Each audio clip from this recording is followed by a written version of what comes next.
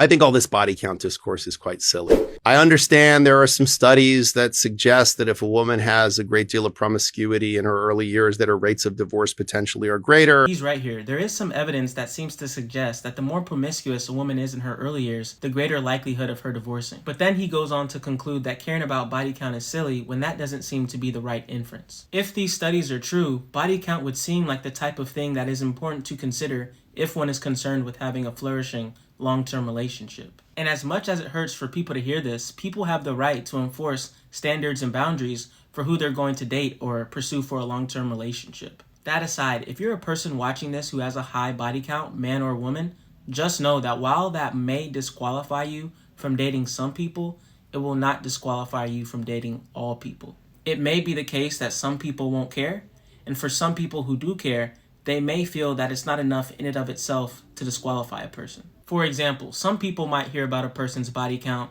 and believe that it's something that they should be cautious about, so they might ask you some questions. And I think it's how people respond to these questions that make all the difference. For example, if someone cared about body count and they asked another person about theirs and they said, "Oh, what I did wasn't wrong and I can do whatever I want," that may suggest that there's some compatibility issues between those two people. The reason for this is because the way people view sex can show people's values and morals. For some people, sex is something that's sacred and special, and for others, they might see sex as an afternoon workout. Further, let's now imagine that someone was asked about their body count and they said, "I'm not proud of what happened, but the reason it happened is because I was looking for connection, and in pursuing connection, I settled for contact because I couldn't find it.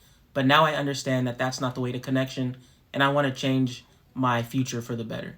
This response might actually reflect better on a person than actually having a low body count because it shows that they have grown, and it also shows that they can take accountability for their actions. And as a person who believes in the transformative power of Jesus, accountability like this would go a long way. That's because more so than anything, I'm looking for someone who's striving to be more Christ-like, not someone who pretends like they already are.